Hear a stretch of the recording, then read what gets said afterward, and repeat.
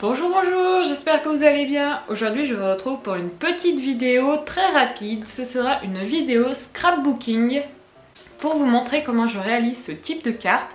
En fait, ce sont des cartes shaker. Donc en fait, le principe, je vous le montre en détail, c'est qu'on a à l'intérieur des petites paillettes qui bougent.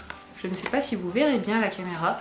Je vous le mettrai de toute façon un peu plus en détail.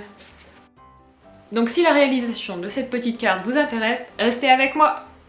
Pour les prochaines vidéos, il y aura du coloriage, de l'aquarelle, du DIY, plein de choses vont arriver sur la chaîne, donc j'espère que ça vous plaira et je vous en dis pas plus, je vous laisse avec le tuto tout de suite. On va tout d'abord commencer avec le matériel nécessaire. Je vais utiliser des petites cartes Polaroid que j'ai trouvées sur AliExpress. En fait, ce sont des petits autocollants en forme de Polaroid. Donc, je les ai trouvés par lot. Je vous mettrai le lien dans la description si je le retrouve. Car comme vous le savez sur AliExpress, les produits ne restent jamais très longtemps, ou du moins les liens ne restent jamais actifs très longtemps. Mais en tout cas, je crois que j'en ai eu une cinquantaine pour, je crois, 1 ou 2 euros. Je vais ensuite utiliser du rouleau adhésif qui sert à recouvrir les livres. Donc moi, je l'ai trouvé au rayon couverture de livres, tout simplement. Vous pouvez le trouver, je suppose, un peu plus peut-être pendant la période scolaire. Moi, je l'ai eu à Jiffy, en tout cas. Je vais aussi utiliser du papier noir. Donc je commence tout d'abord par retirer le surplus d'autocollant sur ma petite feuille Polaroid. J'ai ensuite découpé un morceau de papier adhésif et je vais venir placer mon Polaroid dessus. Donc je le décolle et je le place dessus. Et je viens ensuite découper l'excédent. Une fois cela fait, je vais venir découper un morceau dans mon papier noir. Il faut que ce morceau soit légèrement plus petit que la taille de mon Polaroid. Ce sera le fond de mon shaker. Je découpe ensuite un morceau de papier adhésif un petit peu plus grand que mon Polaroid et je vais venir le coller à l'envers dessus. Le but étant de coller le côté collant sur le côté collant et de laisser des bords dépassés. Je ne sais pas si vous m'aurez compris.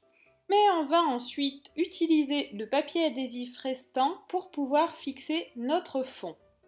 Mais avant, bien entendu, de replier le fond, on va placer les paillettes à l'intérieur. Je saupoudre donc 2 paillettes, donc il ne faut pas hésiter à en mettre largement, on va dire, de mettre des bonnes quantités.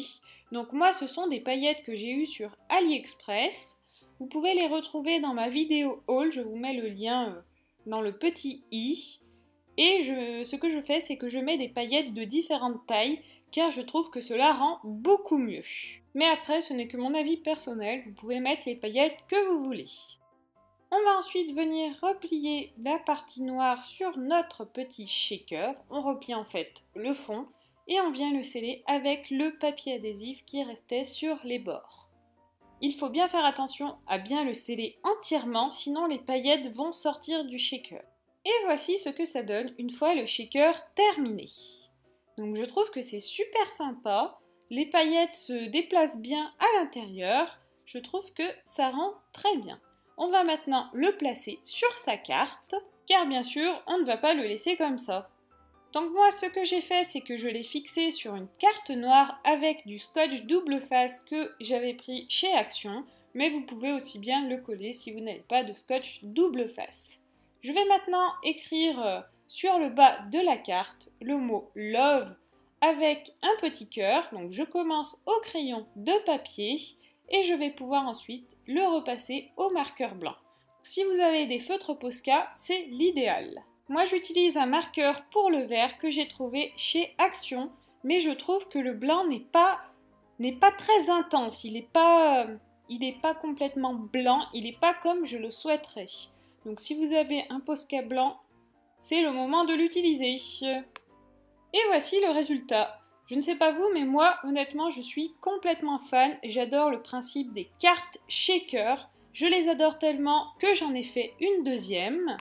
Donc celle-ci, j'ai suivi le même principe, mais pour la décoration, j'ai utilisé un feutre métallique couleur rose et honnêtement, j'adore le résultat. Les couleurs sont très intenses et je trouve que le rose va très bien avec le noir de la carte. N'hésitez pas à me dire en commentaire ce que vous pensez de ces cartes, laquelle vous préférez, si vous préférez la carte décorée avec le blanc ou décorée avec la couleur rose métallique.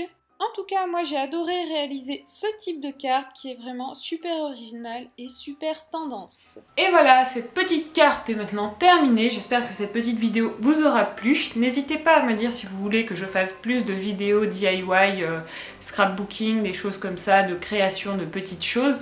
Moi en tout cas, j'adore ça. Vous pouvez bien sûr me dire si vous avez réussi à refaire cette carte. Si vous avez d'autres astuces pour faire des shakers, parce que je sais qu'il y a plein d'astuces cartes pour faire des shakers, donc n'hésitez pas à m'en parler en commentaire. Et quant à moi, je vous fais plein de bisous et je vous retrouve dans une prochaine vidéo. Ciao ciao tout le monde, bisous bisous.